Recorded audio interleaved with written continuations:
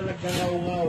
Oo. Grupo ito ni Laylay eh. Laylay. Oo. Litisin daw, litisin. Wow. Talaga na mga hindi kayo matigil-tigil sa mga gusto nyo mangyari.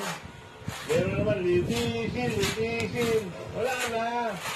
Dismiss na ho ang kaso. Ayon dito sa video kung ito ay totoo, tayo ho ay magsaya na.